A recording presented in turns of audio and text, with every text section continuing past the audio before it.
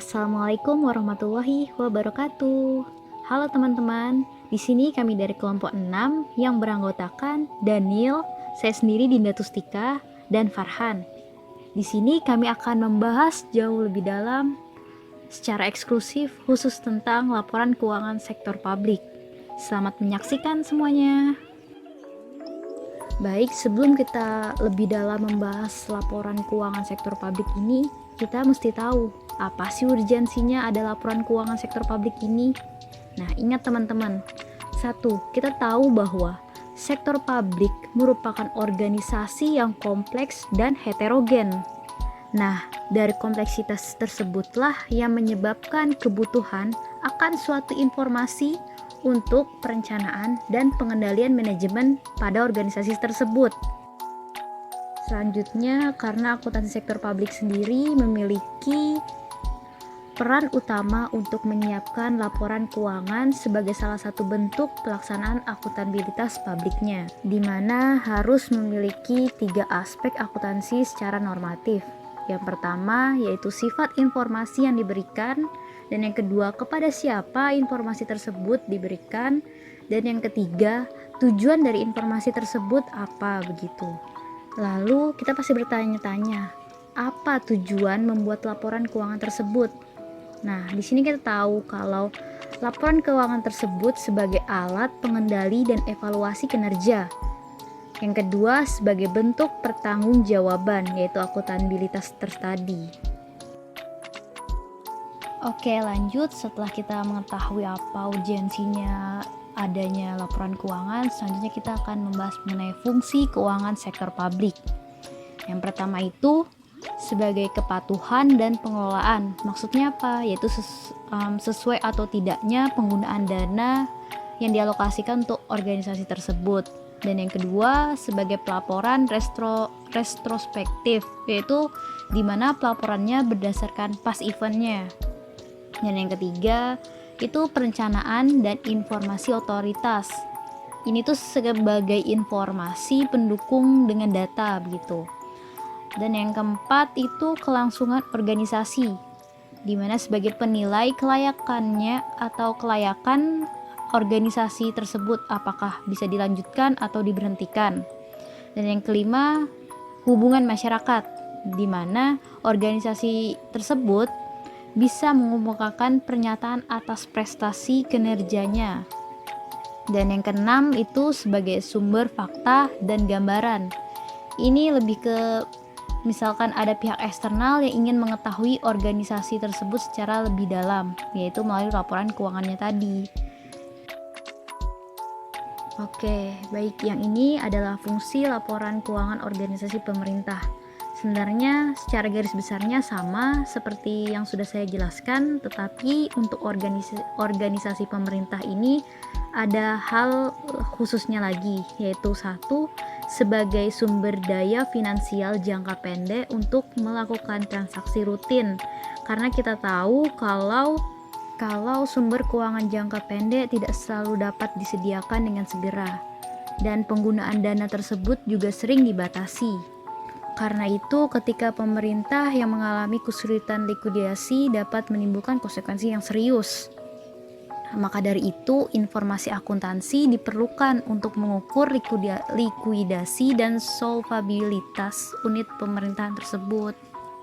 Dan fungsi kedua laporan keuangan organisasi pemerintah yaitu untuk mengetahui kondisi ekonomi suatu entitas, yang mana mengacu pada seberapa bagus nilai ekonomi suatu entitas pada waktu tertentu, sehingga dapat kita garis bawahi informasi akuntansi yang dalam hal ini kita bahas adalah laporan keuangan itu dibutuhkan untuk mengestimasi nilai bersih unit pemerintah dan mengukur kondisi ekonomi pemerintah. Dalam hal ini diwakili organisasi sektor publiknya. Oke, kita memasuki slide terakhir dari pembahasan tujuan laporan keuangan. Kali ini kita akan membahas menurut Statement of Financial Accounting Concept nomor 4. Di sini yang pertama itu tujuannya sebagai penyusunan keputusan secara rasional. Yang kedua, menilai pelayanan. Dan yang ketiga, menilai kinerja manajer organisasi. Yang keempat, sebagai informasi atas sumber daya. Sudah jelas kan ya, bahwa di laporan keuangan kita pasti mengetahui bagaimana sumber daya itu dipergunakan. Dan yang kelima, sebagai informasi kinerja selama periode yang telah berjalan. Yang keenam, sebagai informasi bagaimana memperoleh dan membelanjakan kas. Dan yang terakhir itu sebagai memberi penjelasan dan interpretasi pada laporan keuangan tersebut. Lalu pada subtema selanjutnya yaitu pemakaian laporan keuangan sektor publik dan kepentingannya akan dibahas oleh rekan saya yaitu Dani. Sebelumnya telah dijelaskan oleh Dinda Tustika mengenai tujuan dan fungsi dari laporan keuangan. Setelah ini saya akan menerangkan materi tentang pemakai laporan keuangan sektor publik dan kepentingannya, di mana ada beberapa tokoh yang mengidentifikasikan ke dalam kelompok-kelompok. Yang pertama adalah Derwin et al. Pada tahun 1981 mengklasifikasikan pemakai laporan keuangan berdasarkan keterkaitan dan kebutuhan antara pemakai dan antar pemakai laporan keuangan tersebut, yaitu yang pertama pembayar pajak, yang kedua pemberi dana bantuan, ketiga investor, keempat pengguna jasa, kelima karyawan atau pegawai, keenam pemasok, ketujuh dewan legislatif, 8 manajemen, 9 pemilih, dan 10 badan pengawas. Pengklasifikasian tersebut berdasarkan atas pertimbangan sebagai berikut, di mana yang pertama adalah sebagai sumber penyedia keuangan organisasi yang terdiri dari pembayar pajak, pemberi dana bantuan, investor, dan pembayar jasa pelayanan. Yang kedua sebagai penyedia tenaga kerja dan sumber daya material yang terdiri dari karyawan dan pemasok. Yang ketiga sebagai pembuat keputusan alokasi sumber daya yang terdiri dari dewan legislatif dan manajemen. Dan yang terakhir sebagai pengawas yang terdiri dari pemilih dan badan pengawas. Selanjutnya adalah pengklasifikasian yang dibuat oleh Anthony yang menjadi 5 kelompok. Yang pertama itu lembaga pemerintah, yang kedua investor dan kreditor, yang ketiga pemberi sumber daya, yang keempat badan pengawas, yang kelima konstituen. Selanjutnya pada tahun 1992 Henley mengklasifikasikan pengguna laporan keuangan menjadi 12 kelompok. Yang pertama adalah anggota terpilih, yang kedua masyarakat sebagai pemilih dan atau pembayar pajak, yang ketiga pelanggan atau klien, yang keempat karyawan atau pegawai, yang kelima pelanggan dan pemasok, yang keenam pemerintah, yang 7 pesaing, 8 regulator, 9 pemberi pinjaman, 10 donor dan sponsor, 11 investor atau partner bisnis, dan yang terakhir adalah kelompok penekan lainnya. Pada tahun 1997, Borgonovi dan Anesi Pesina juga mengklasifikasikan pemakai laporan keuangan sektor publik menjadi 11 kelompok. Yang pertama masyarakat pengguna jasa publik, yang kedua masyarakat pembayar pajak, yang ketiga perusahaan dan organisasi sosial ekonomi yang menggunakan jasa pelayanan publik sebagai input atas aktivitas organisasi. Yang keempat, bank dan masyarakat sebagai kreditor pemerintah. Yang kelima, badan-badan internasional seperti Bank Dunia, IMF, ADB, PBB, dan sebagainya. Yang keenam, investor asing dan country analyst. Yang ketujuh, generasi yang akan datang. Yang 8, lembaga negara, 9 kelompok politik, 10 manajer publik, dan 11 pegawai pemerintah. Setelah itu pada tahun 1999, Serikat Dagang Sektor Publik juga mengklasifikasikan pemakai laporan keuangan pemerintah menjadi 3 kelompok besar. Yang pertama, masyarakat yang kepadanya pemerintah bertanggung jawab. Yang kedua, legislatif dan badan pengawasan yang secara langsung mewakili rakyat. Dan yang terakhir, investor dan kreditor yang memberi pinjaman dan atau berpartisipasi dalam proses pemberian pinjaman. Selanjutnya adalah hak dan kebutuhan pemakai laporan keuangan, di mana dalam pemakai laporan keuangan sektor publik itu pasti ada hak yang dimiliki oleh masyarakat terhadap pemerintah, di mana hak yang pertama adalah hak untuk mengetahui, di mana hak untuk mengetahui ini meliputi mengetahui kebijakan yang pemerintah buat, mengetahui keputusan yang diambil oleh pemerintah, dan mengetahui alasan dilakukannya suatu kebijakan dan keputusan tertentu.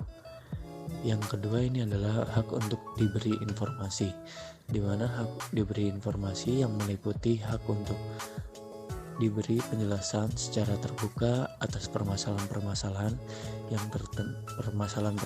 tertentu yang menjadi perdebatan publik. Dan yang terakhir adalah hak untuk didengar aspirasinya. Selanjutnya adalah kebutuhan informasi pemakai laporan keuangan pemerintahan, di mana yang pertama ada masyarakat pengguna layanan publik membutuhkan informasi atas biaya, harga, dan kualitas pelayanan yang diberikan. Yang kedua, masyarakat pembayar pajak dan pemberi bantuan ingin mengetahui keberadaan dan penggunaan dana yang telah diberikan, di mana publik ingin mengetahui apakah pemerintah telah melakukan ketaatan fiskal dan ketaatan pada peraturan perundang-undangan atas pengeluaran-pengeluaran yang dilakukan. Yang ketiga, kreditur dan investor membutuhkan informasi untuk menghitung tingkat risiko, likuiditas, dan solvabilitas. Yang keempat, parlemen kelompok politik membutuhkan informasi keuangan untuk melakukan fungsi pengawasan, di mana fungsi pengawasan ini berfungsi untuk mencegah terjadinya laporan yang bias atau kondisi keuangan pemerintah dan penyelewengan keuangan negara. Yang kelima, manajer publik membutuhkan informasi akuntansi sebagai komponen sistem informasi manajemen, di mana ini berfungsi untuk membantu perencanaan dan pengendalian organisasi, pengukuran kinerja, dan membandingkan kinerja organisasi antar kurun waktu dan dengan organisasi lain yang sejenis. Dan yang terakhir adalah pengawal pegawai membutuhkan informasi atas gaji dan manajemen kompensasi.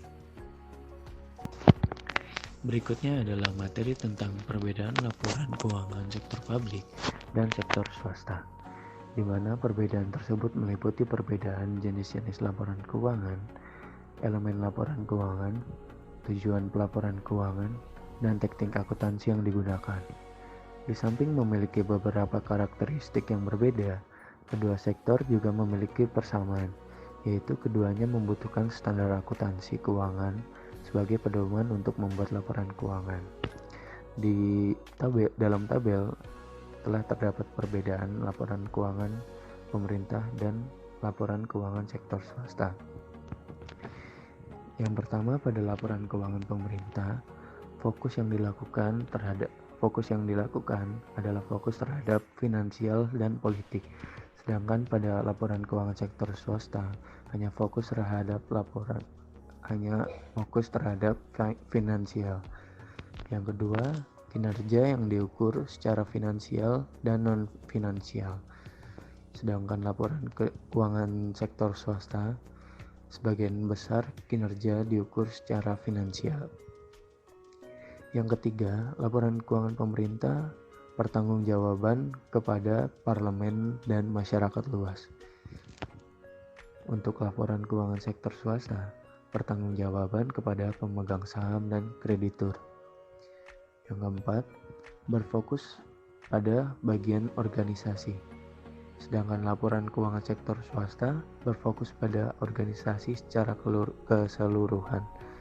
Yang kelima, laporan keuangan pemerintah melihat ke masa depan secara detail, sedangkan laporan keuangan sektor swasta tidak dapat melihat masa depan secara detail. Yang keenam, laporan keuangan pemerintah memiliki aturan pelaporan ditentukan oleh Departemen Keuangan, sedangkan laporan keuangan swasta memiliki peraturan pelaporan ditentukan oleh Undang-Undang Standar Akuntansi, Pasar Modal, dan Praktik Akuntansi.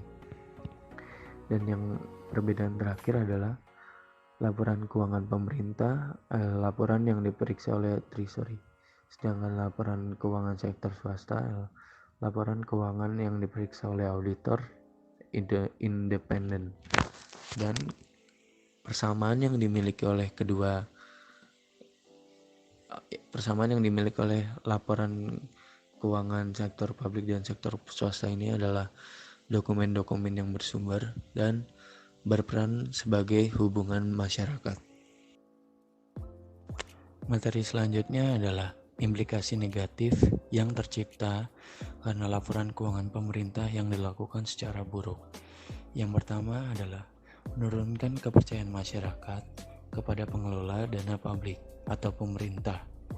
Yang kedua, investor takut menanamkan modal karena laporan keuangan tidak dapat diprediksi, sehingga mengakibatkan meningkatnya resiko investasi. Yang ketiga, pemberi donor mengurangi atau menghentikan bantuan. Yang keempat, kualitas keputusan yang buruk. Dan yang terakhir, laporan keuangan tidak mencerminkan kinerja aktual. Demikian presentasi yang saya sampaikan. Materi selanjutnya akan disampaikan oleh Farhan. Terima kasih Daniel. Selanjutnya materi tentang luas pengungkapan atau disclosure yang diperlukan. Pemerintah harus menentukan kebijakan yang menjelaskan komponen apa saja yang dapat dikategorikan sebagai pendapatan atau biaya operasi yang tepat untuk suatu unit kerja yang dilaporkan. Luas pengungkapan atau disclosure dan kebijakan-kebijakan akuntansi yang dipraktikkan secara konsisten. Pemerintah diharapkan dapat memberikan informasi tambahan untuk hal-hal sebagai berikut. Yang pertama, fokus pengukuran dan dasar akuntansi yang digunakan untuk pembuatan laporan. Yang kedua, kebijakan menghapuskan atau menghentikan aktivitas internal unit kerja pada laporan aktivitas. Yang ketiga, kebijakan kapitalisasi aktiva dan menaksir umur ekonomi aktiva-aktiva tersebut untuk menentukan biaya depresiasinya. Yang keempat, kebijakan pemerintah dalam menentukan pendapatan operasi dan non-operasi. Yang kelima, deskripsi mengenai jenis-jenis transaksi yang masuk dalam penerimaan program dan kebijakan untuk mengalokasikan biaya-biaya tidak langsung kepada suatu fungsi atau unit kerja dalam laporan aktivitas. Yang keenam, pemerintah harus mengungkapkan secara detail atau lengkap dalam catatan notes laporan keuangan mengenai aset modal dan utang jangka panjang. Aset modal yang tidak didepresiasi harus diungkapkan secara terpisah dari aset modal yang didepresiasi. Informasi mengenai kewajiban jangka panjang meliputi obligasi, utang wesel, pinjaman, utang leasing, tuntutan, dan sebagainya. Selanjutnya kita sampai pada kesimpulan dari laporan keuangan sektor publik. Akuntansi sektor publik memiliki peran utama untuk menyiapkan laporan keuangan sebagai salah satu bentuk pelaksanaan akuntabilitas publik.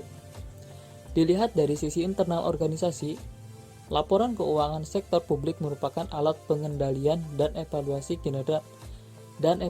kinerja manajerial dan organisasi.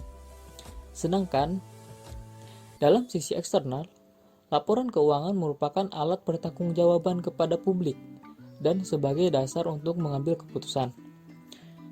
Akuntansi sektor publik bertujuan untuk memberi informasi yang bertujuan untuk pengambilan keputusan ekonomi, sosial, politik, dan sebagai bukti pertanggungjawaban dan pengelolaan, serta untuk memberi informasi yang digunakan untuk mengevaluasi kinerja manajerial dan organisasional. Laporan keuangan pemerintahan dan laporan keuangan komersil memiliki beberapa perbedaan. Perbedaan tersebut meliputi jenis laporan yang dihasilkan, elemen laporan keuangan, tujuan laporan keuangan, dan teknik akuntansi yang digunakan. Demikian materi yang dapat kami sampaikan. Kami dari kelompok 6 mengucapkan mohon maaf jika ada keterbatasan dan kekurangan dalam penyampaian materi ini. Wabillahi taufiq wal hidayah. Wassalamualaikum warahmatullahi wabarakatuh.